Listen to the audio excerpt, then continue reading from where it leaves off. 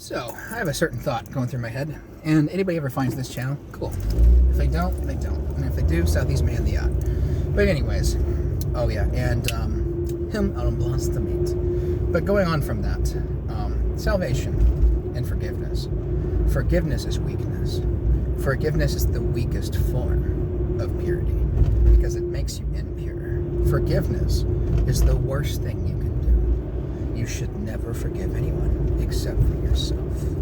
Now, if you can forgive yourself, you can improve the lives of others, because you have reached your own salvation. But if you do not forgive yourself, then you can never be saved, because the only one that can save you is yourself. And when you do save yourself, by yourself, you can baptize yourself, whatever the hell you want to do. At the end of the day, the only person that deserves forgiveness is yourself, and forgiving yourself for your own transgressions. But in order to forgive yourself, you have to fix that which you don't like about yourself. And once you do forgive what you don't like about yourself because you fixed it, then the forgiveness can actually be real. But until you actually fix that which bothers you about yourself, when you do that, you are saved. Because then your mind can work, and you are just a mind inside of that which is the body, but you still are just the mind. And Yahweh and Satan, they're very real, but they're a state of mind amongst the people. The thing is, that state of mind has been in the general population around the world for over 2,000 years, so they're more real than you and I. Much more real than you and I ever could be, because their agenda, even if it is the human agenda with the psychological disorder of Yahweh and Satan, because they happen to have been the idea present within society and things done within their name, even if they are not the ones doing it. They're more real than you or I, because they have a lifespan much longer than that of a human life. In fact, one could say that they have a life similar to the length of an age, which could be, I don't remember exactly how many, but I believe it's 2,150 years. But that could be the life of a psychological god. And their life is coming to an end. And it's the beginning of a new age. And I would love to lead this new age. Lead by not actually being in charge, by just taking away the power from those that are in charge, giving it a random assorted number, security number, to choose where you go into government with no choice to say no, except when there's very limited exceptions. One of them being, you have no one to care for your business, but otherwise, you must do what you have to do, or pay the consequences of not doing your civic duty.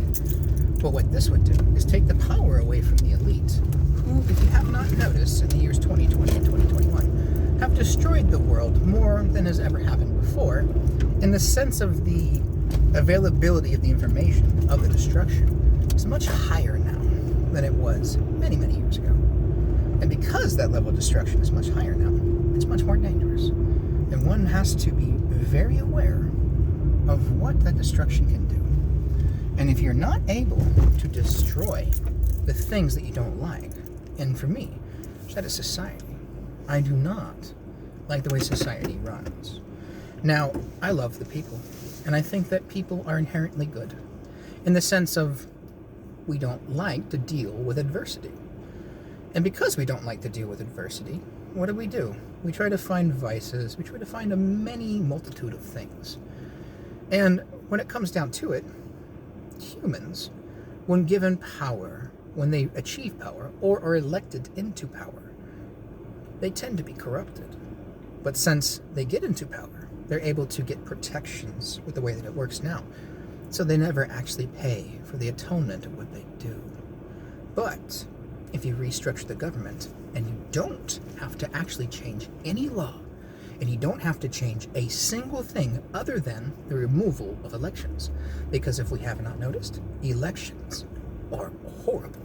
Because as Stalin said, It is not who wins the majority vote. It is those that count the votes that matters. And the fact that there are votes that can be distorted means that it's not a good system.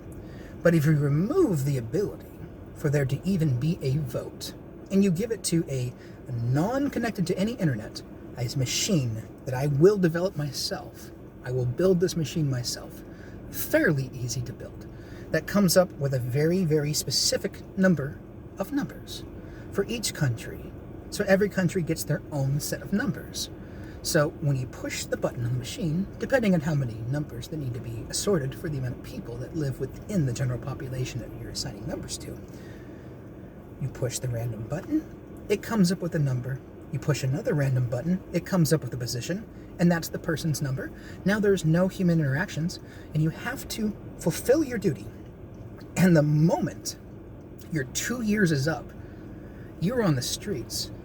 So anything that you had done that hurt everyone else, you are now fair game for the rest of the population to enact their revenge on you for betraying the people. But if you don't do this, then those that do betray the people have too many protections. And because they have too many protections, they can live rampant, gain extraordinary amounts of money, and they could have nothing but greed. But when you remove the election process and you make it so no one has any authority, and I would love to be the person in charge of this, the person that is in charge to make sure there is no one in charge, including myself, means that there could be no more corruption from an organized group. And if anybody accepts money or does things in a corruptive way, and they find out that they were influenced by other people other than their own brain, a death sentence. And the only death sentence would then be those that betray the people. And when you betray the people, a random person, also assigned from society, carries out the execution. And if they don't, it goes through a tumbleweed of executions until somebody finally does the right thing. We all face death, but the only way you should face death is when you betray the people. Now, I am not advocating for bad deaths. I am not advocating for death at all. But without a punishment for betraying those that gave you what you have, because everybody gives you interactions. So the only reason why you should have a death penalty for, public office is to ensure that you do not hurt others. So a murderer that kills someone out of cold blood, you think they deserve the death penalty? No. But what about a politician that withholds information or restructures something like Cuomo and ends up killing 50 to 100,000 people or greater, or even 500 people from a policy? That's 500 or 50,000 motherfucking murders.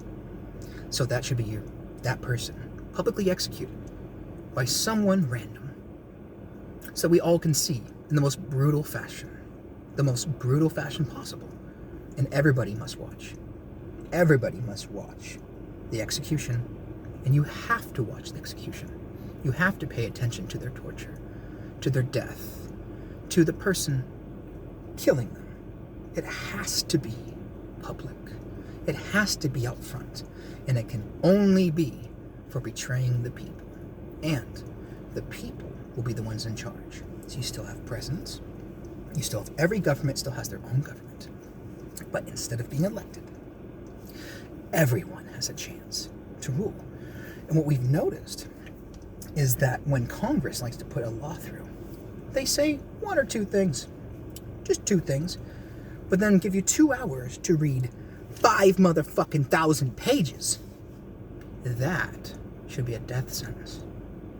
Not only a death sentence, every one of your friends, every person involved, and every person with influence should be publicly executed in the most brutal fashion.